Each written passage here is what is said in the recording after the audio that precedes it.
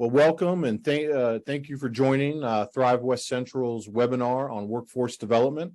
My name is John Ford. I'm the Director of Business Development for Thrive West Central. And today we're going to have a casual conversation on workforce development with Tony Denhart from the Indiana Economic Development Corporation. Welcome, Tony. Hey, John. I'm happy to be here. I want to thank you for having me here today. Excited to discuss this topic, and let's jump in. Okay, well, why don't you first of all give us a little background on where you've come from and your new role at IEDC? Yeah, so on January 3rd, I joined the IEDC as the Executive Vice President for Workforce and Talent, reporting to Secretary Chambers. Prior to that, I had an amazing career at GE for 32 years. My last decade was at corporate HR, and my focus was on early career talent. And the GE, we were hiring about, when I started in that role, about 12,000 college students annually, globally, all functions, all businesses. And some people ask, like, how in the world did you get into talent and workforce? And that last role at GE really started a year into my career. So a year out of Purdue, my manager asked me to go back and tell my story at Purdue University. And that kind of got the recruiting bug. But before I got into talent and workforce, I spent two decades in GE Power, and then specifically in field services. So I was to make it maybe simple, there's a lot of companies in the state of Indiana, heavy industry. So I worked in heavy industry in the state of Indiana, in the Midwest, and across the United States. And if we look in West Central Indiana, some of the companies around there were like, think Bemis, or Duke Energy, which is a lot up in Cayuga, or Lillian Clinton, or Poly One, or even the mines around there. So I had quite the journey through GE that brought me into my current role, and a couple more things on the role. One of the things I always want to point out is the why, and this kind of goes to part of our conversation. It is when I retired from GE the end of last year. And I was looking at, what's that next chapter going to be? And I looked to leave the state of Indiana, but my heart's here. I'm emotionally connected to this state for a number of reasons, and it just was my place.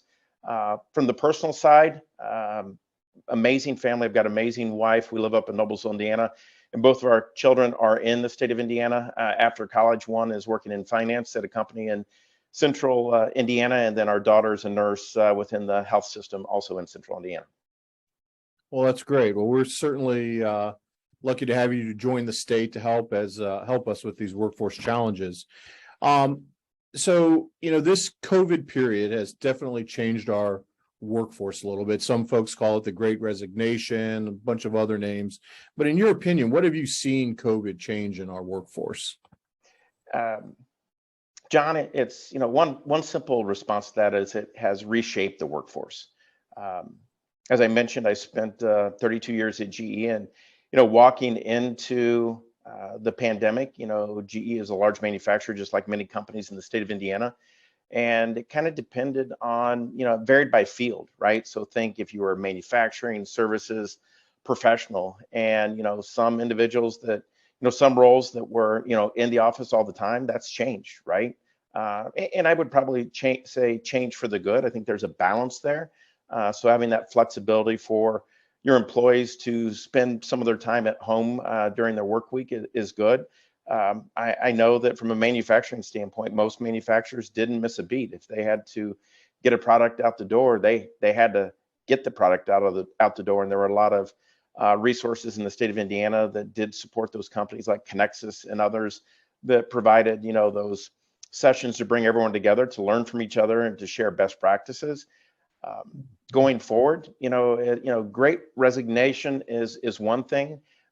If you look at the aerospace industry as an example, I think at the peak, it was anywhere from 10 to 25% of that workforce was impacted during the pandemic, largely due to, the commercial aerospace industry. So there were big moves that were made that were driven by COVID, but those are rebounding. And the last point I'll end on is, I touched on it, that flexible work arrangements. There are a number of companies that have had to adjust their policies to adapt to, shall we say, the new normal. And I don't know that there is ever a new normal, right?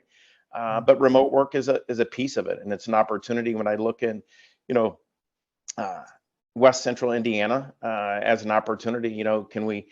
There's an opportunity to get people to come to East Central Indiana and work remotely for, a company that's in Boston maybe. So, I know that there's not one exact answer on how COVID's impacted the workforce, but it has put us all in a position to step back and reevaluate and look how we move forward.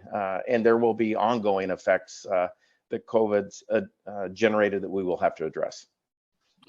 Yeah, it appears through our resilience study that, here in West Central Indiana, we've got over 2,000 job openings, and yet our labor force has shrunk since COVID.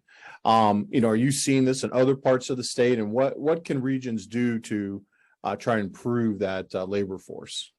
John, that is a great question. And I know that we probably have a couple more questions that we'll dive into some different areas.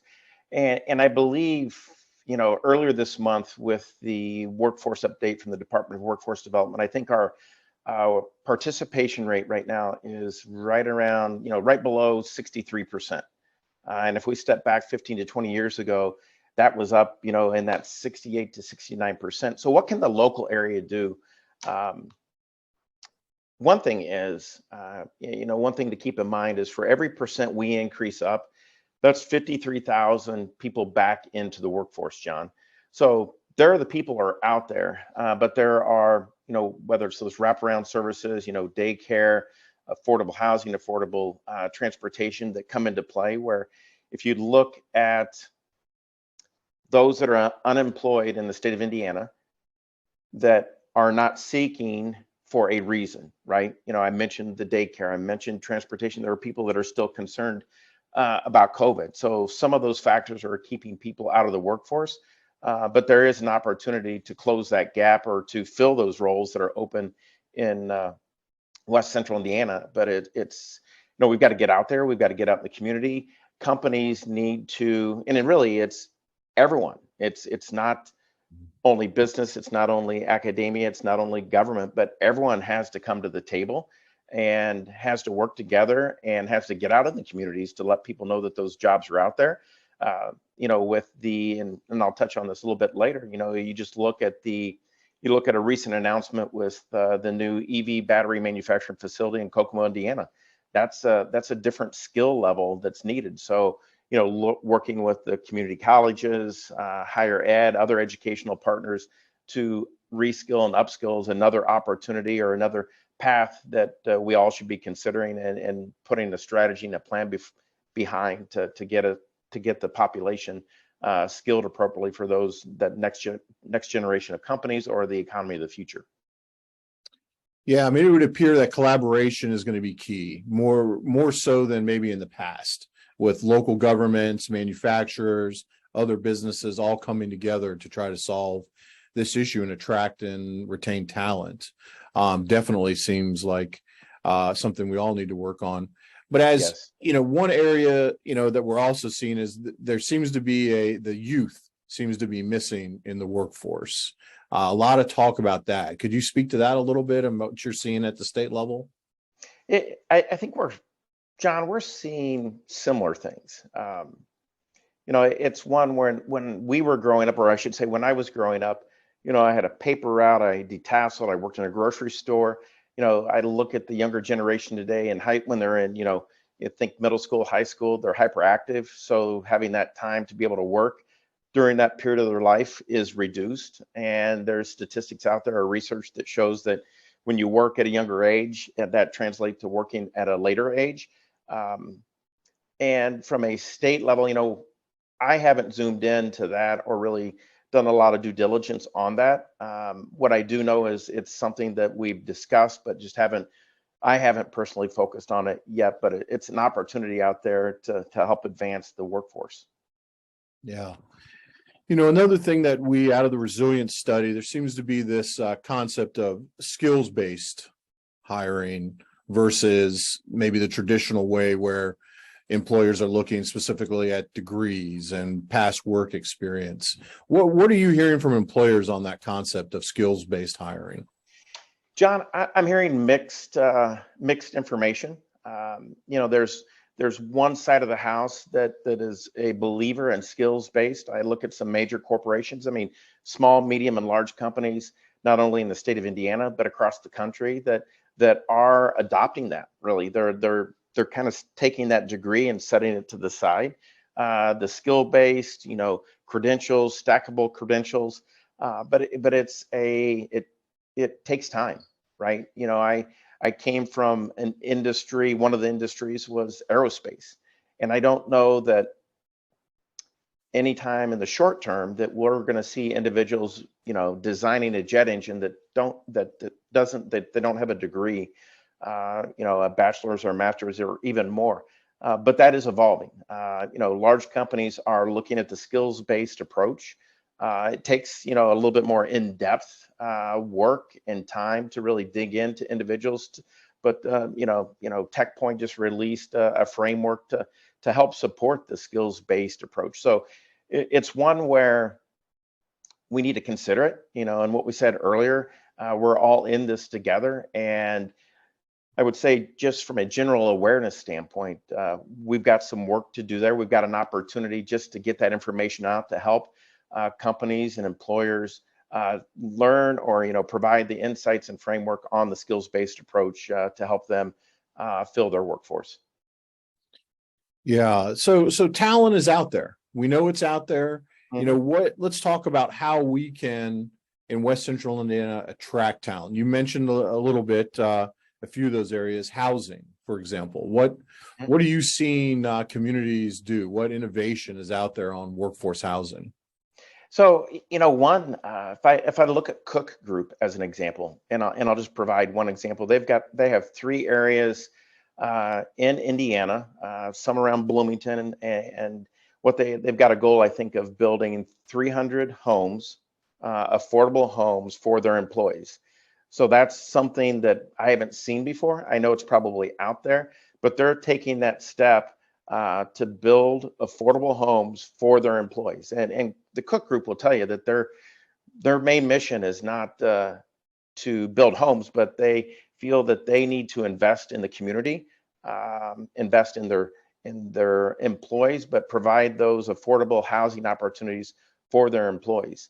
I look at the Ready Grant that was launched in December across the state of Indiana as another area in which the state and the regions are looking at, the built environment, the quality of place. You need affordable housing. 2, you need, an area that people want to live in. I look at our son, and he lives in an area that's, what he calls is a hip area. So it kind of depends on each individual.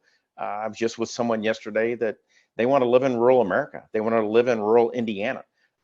And when you look at that, to live in rural Indiana, they also need connectivity. So there's a lot that goes into that housing piece. But the Cook Group is a great example of, a company investing not only in their people, but in the community. Yeah, I mean, housing seems to be, a lot of conversation about it from local government officials up to the state house. And we're talking more and more about what role government should play in housing. And it's been interesting to see, what innovative ideas communities have come up with. But that Cook is a great example. That's not too far away from West Central Indiana. So, Right. Childcare, you mentioned childcare. How important is childcare to developing a quality workforce?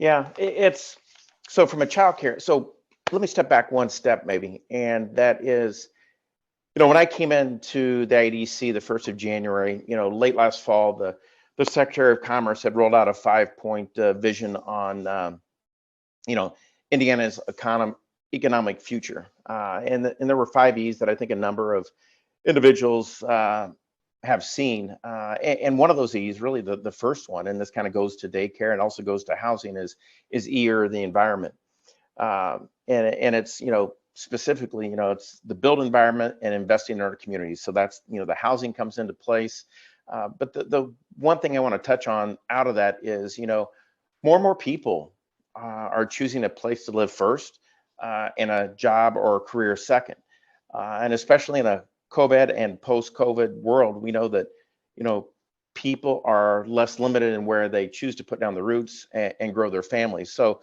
with that said, I look at another example. I think even part of the Ready program, John. There's another example, and I can't state it off the top of my mind right now, but there's a focus, and I think it's around a YMCA and daycare, right? So, going back to the point of those unemployed and not seeking employment for a specific reason, and it's daycare. Um, I know the state is looking at that. I know the state's working on it. And like I said, as part of the Ready program, there are some of those projects associated with Ready that will fill that void. I think we've got to dig into it even deeper. Good friend of mine that lives up in Northeast Indiana, she told me after they had their second child, I mean, she didn't get fired, but with that second child, the daycare that they had their first child in just didn't have that capacity. So we have to look long and hard and really put a lot of focus on this so that we can enable the citizens of the state of Indiana that want to go to work, but have that barrier of childcare to have that in place so that they feel good about going to work when their child is in daycare. Yeah, we clearly identified in the resilience study that childcare in West Central Indiana, is a need. Not enough spots, not enough quality spots, and affordability was a big part of it. So again, back to what you originally said, collaboration. We all need to work together to try to solve this childcare solution problem. And you mentioned the Ready grant. So here in West Central Indiana, we announced last week $127 million worth of projects, based off of the Ready grant of 20 million from IEDC. And a childcare solution is in our proposal with partnering with ISU, United Way, and a few others. So we're tackling that. But as you see some of the Ready projects, what are some that stand out to you across the state?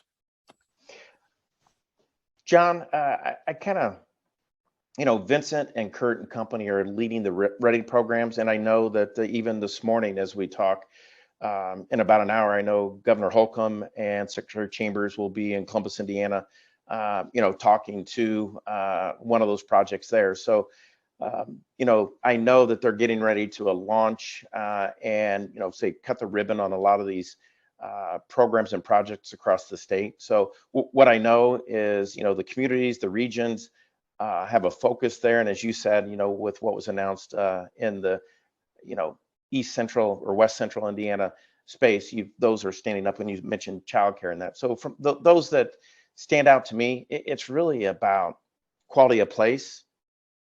Those that focus on childcare and in my space, those that impact workforce. So, and I'm hopeful, I think we're all hopeful for Ready 2.0, and also hopeful in the fact that, there will be a lot of focus on quality of place and workforce related items in the next Ready program. Well, I'm glad to hear that IEDC is thinking about another round of Ready.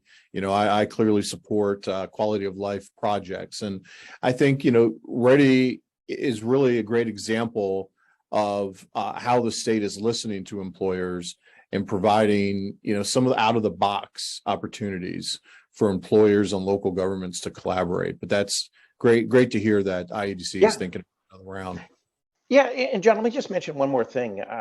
With the governor's workforce cabinet, I think this is important to say. Employer engagement.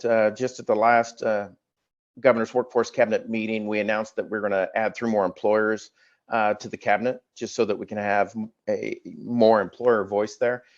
Sure. This cabinet meeting has historically been held in Central Indiana. We're taking it on the road, and we will be in each one of the workforce areas, over the next 2.5 years. So we will hit each one of those areas. So we'll be over in your region sooner than later. And then in addition, we also have formed smaller working groups to focus on specific areas. So, getting out into the community is the right thing to do. What I would add is we're coming out into the community. You'll hear me talk about awareness. We've got to make sure that you and everyone in your area is aware that we're coming there, so that employers, community members, government officials can, have their voice heard. But it's really good that the cabinet is getting out and about within the state. Well, let us know when you come. Thrive West Central would be happy to partner to help get that message out in the community and get a lot of local leaders to attend that event. Back to talent. You mentioned college attainment a little bit. Can you what are you hearing from employers about how important college attainment is? We realized through the resiliency study that college attainment in West Central Indiana is a challenge, and it is something we need to improve on. But what are you hearing from employers about that? Yeah, John, what I would say, I was looking through the Resilient report also, and I see it as an opportunity. I see it as an opportunity to raise that attainment level from an employer standpoint. I mentioned that I started on January 3rd, day 11, that we had a project called Fusion, which is the Stellantis Samsung SDI project. Day 11 into my job, I had the opportunity to pitch out workforce.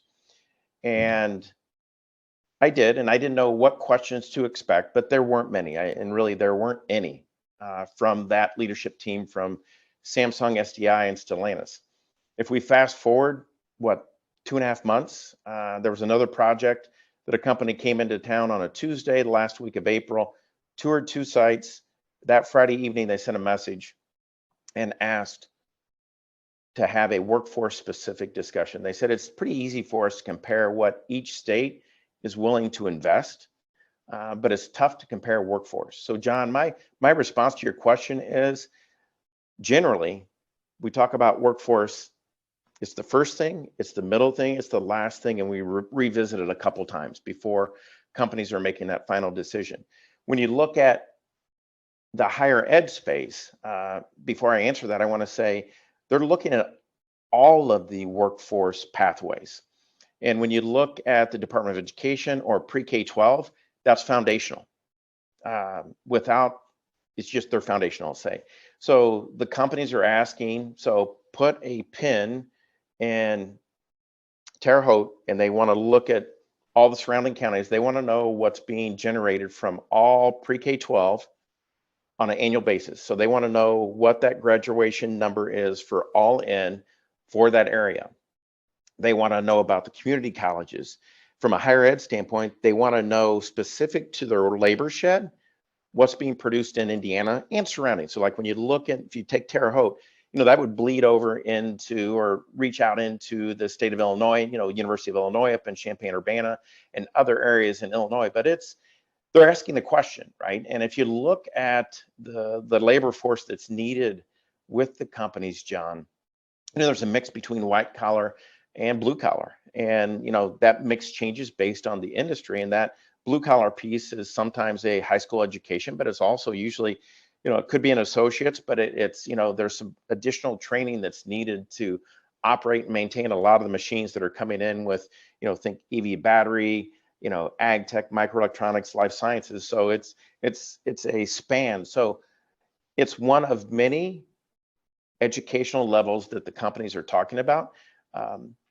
I would say when you look at, if I look over at the greater Terre Haute area and I look at higher ed, we just did a perception study, John, and it was with university and college students throughout the state of Indiana. And there were a few things that weren't a surprise. There were some things that were validated, but awareness, just general awareness of the opportunities within the state of Indiana. And it doesn't surprise me that, one of the questions we asked, hey, do you know of these 36 companies, do you have awareness that they're headquartered or they have a large presence in the state of Indiana? And of the 3,500 or so students that were surveyed, 16% of them had no idea that these companies had a large presence or were headquartered. And I'll call out a company, Clabber Girl, that you're aware of, and they made the list. And so 2 things. One, there's a reason they made the list, or they were, rated higher or had a higher percentage of awareness. And that's, I would put money on it that they're actively engaged at, St. Mary's of the Wood, Rose-Hulman, Ivy Tech, Indiana State University, and I could go on. But they're consistently engaged, and the awareness piece is a big thing. Chris Lowry, the commissioner for higher ed, he's going to move the needle. He and his team will move that needle with everyone within the state of Indiana. In addition, we need to get more students staying in the state of Indiana. So those students graduating from Rose-Hulman and ISU and other universities and colleges in the greater Terre Haute area, they just need to know what opportunities are out there in the area. And what we are seeing, what the students are telling us, what the surveys are telling us, is they just don't know about the awareness. They think that we're not innovative as a state. We're boring. And the one last comment I'll make on it is that there's only one state in the United States that has autonomous Indy cars going around a track at 175 miles an hour autonomously. That's Indiana. And I know I mean, with Rose and ISU and there's great innovative things going on. We need to be less humble. We need to really do a better job of telling our story. Yeah, that's a great point you make, because here in West Central Indiana, we have 20,000+ college kids here a year, and we really don't express what we have here to offer these kids. One thing that's been batted around a little bit is starting a residential internship program for the summer. So by day, the kids go out into the business world and do their internship, and in the evening and weekends, it's leadership skills. We're selling our region, selling the state of Indiana. Have you, in your past experience, have you seen any program like this, and has it been successful, if you have? So internships, co-ops, yes. What you just walked me through, I love it, John. The getting those individuals engaged in the community. So most universities do a good job of making that emotional connection with the student, right? So that they have a relationship forever, right? We can't expect to, and just talking higher ed, that is, we can't expect to have 100% retention, nor should we want it. But we need to sell the university or college so that emotional connection's there. We need to sell the community, and we need to sell the state. So if that student leaves the state of Indiana, they're going to be a great ambassador for the state of Indiana, and we've got the best chance of getting them back. Responding to your question, off the top of my head, that outside of the work hours experience that you described, John, I can't say that I've seen that specifically for a region. What I will say is, with my past experience at GE, as well as all of the companies that I engaged and interacted with, providing the best experience, right? It's why are you there, right? Why am I in my role today? And there's a lot of people that have questioned my decision on to step into this role based on the environment that we're in today. I love this state. I'd look to leave the state, but I am emotionally connected to this state, and I'm working for you. I'm working for the citizens within the state. But selfishly, I know that we have all the right workforce assets. I know we have all the great opportunities. I know that this state's innovative, and the reason I say selfishly is I want our children, grandchildren, and great-grandchildren to have a great place to work, to have the best quality of life, and have that opportunity within the state of Indiana. In my past, when we gave those students a great experience, not just the 8 to 5 piece, but the engagement with employees outside of working hours, getting engaged in the community and giving back with those community service projects, that rounded everyone out, right? They had a reason to stay. I look at some of the remote work programs within the state of Indiana when the state's attracting, like with the Make My Move program, when they're attracting people back into the state of Indiana, those communities are not only getting them back here, because we can get them here, but we've got to get them to stay. So, getting them engaged in not-for-profit boards or getting them engaged in the community goes a long way. So, John, I'm anxious to learn more about what you're doing, what you've got planned in that space, because I think it can be replicated across the state and can have an impact statewide. Yeah, you mentioned Make My Move. Could you, for the audience, talk a little bit about that and the success and what the state is doing with that program?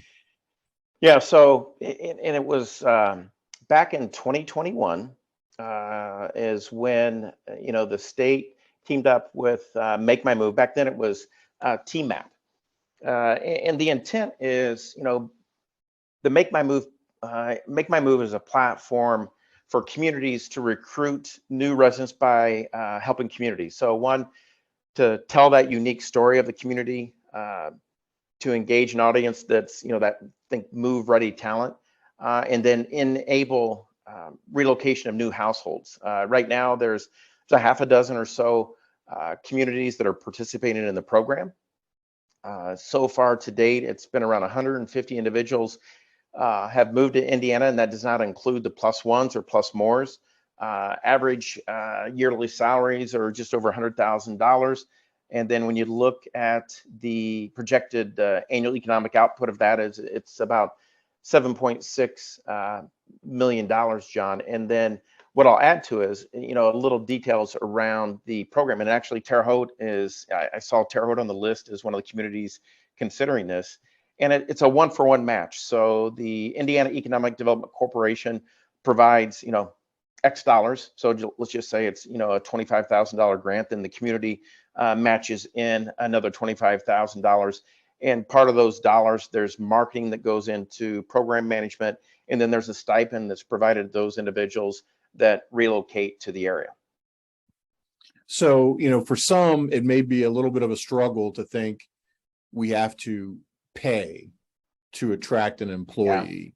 Yeah. What would you say to that? John, that's a great point. To be frank, I think along those same lines. Here's what I'll say to it. Employees have a lot of choices today. And if you look at remote workers, getting employees to relocate, and I don't have the stats right in front of me right now, but the stats and the numbers of individuals that are going to relocate are off the charts compared to the past. So it's happening. It's going to happen. Other states are doing it. And I'm not saying just because someone else does it, we need to do it. But from a workforce standpoint, as I mentioned earlier on, workforce is usually discussed at the beginning, middle, end, and a few times after that. The team was just out at Select USA earlier this week out east. And one of the team members I saw this morning said, we should have had you there because workforce was discussed, almost in every meeting that they had. If we're competing, just like we compete to get companies to come to the state of Indiana, employers are competing on the workforce front. We've got to make big, bold moves now. And this Make My Move program is one of those big, bold moves. So, we could not do it and we wouldn't get those workers. Workforce is a multi-pronged approach, and the Make My Move program is one of those approaches that, it's bringing economic impact to the state in a big way, and it's getting, high-paying, high-wage jobs coming to the state of Indiana. Yeah, I definitely, think it's a worthwhile program. I'm glad to see the mayor of Terre Haute and our county commissioners here in Vigo County are going to partner, again, collaboration, to try to see, get this program here in our region. But I definitely think, workforce has changed, and, economic development has changed. Economic development anymore isn't about just landing the big whales, right? Yes. It's workforce, housing, all the things we've talked about here today. As we come to an end, is there any program that IEDC is offering that maybe we didn't talk about today that you would like to talk about? John, there's probably a couple things that I would just like to mention. I won't go into any details and programs, but just specifically, one of the things that was tossed around was entrepreneurship and innovation. And I just want to make a couple comments there. Another one that, we had tossed around was, just, how community members get involved. And really, as I said earlier, and what you said is we're in this together. We've got to drive awareness. We've got to be transparent. We've got to partner up. But we all have to get involved, individuals and companies. One of the questions that had floated up was, how can we attract entrepreneurs and locally owned businesses to your region? And, that's one of the 5 points on our strategic vision that the secretary rolled out at the end of last year. But I just want to touch on that real quick. And it's a big focus under the Governor Holcomb's leadership. identifying the attributes, the infrastructure and policies needed to ensure that Indiana is a top ranked for entrepreneurship in the country. So what our team is doing under Dave Roberts is think about infrastructure and aligning the statewide entrepreneurial resources into one ecosystem. And this kind of goes to what we've been touching on, is like, how can we be more effective, have a framework that can be shared across the state. A framework that's in the greater Terre Haute area is probably, if you look across the state, the framework's probably about 80% the same, right? But there's specifics as you go into each region. So that those resources. Another one is funding and making available new funding sources to support those Indiana businesses. And then we've got to increase the success rates of those new business starts. So with that said, there's a few organizations within the IEDC that can support that. Everyone on the team is here to help. So John, what I would say is, from a program standpoint, we've got to do a better job, holistically as a state, bringing awareness of those different opportunities, those different resources that are being afforded or offered by the state. So that's the one thing I would say, is we've got to do a better job of concisely and being very focused in providing those insights and that information on what's available to the companies, both small, medium, and large, as well as the startups. So I won't state one specific program, but what I would say is we will be doing a better job, especially around the workforce space, of making sure it's easier for the companies and communities to understand what programs and tools are out there to be used. Well, as you start rolling out programs and try to communicate more, I hope you'll view Thrive as a partner. We'd be happy to host or help bring you all to this part of the state anytime you want, and very open to doing webinars and other activities. But certainly appreciate your getting on this webinar with us today and sharing your insight, and look forward to continuing to build this relationship and have more talks in the future, and bring you here in person one time, maybe, or a few times, to talk with our local business owners. So John, two things. One, thank you for having me today. I really appreciate it. And two, when we wrap this up, let's have a follow-up, because I'd like to get over to your area, late July, August, and it's probably, it's not once, it's not twice, but it's a continuing relationship. So I want to get out there and hear from the companies in your area, as well as, the higher ed institutions in your team and economic development. So that is on my list, and I want to do it sooner than later. Okay, well, thank you very much, Tony. For those that want more information on the resilience study, you can visit thrivewestcentral.com, and the study is there. Very thorough study that we partnered with the Economic Development Administration to do this 2-year study. So again, thank you all for joining us. Have a great day.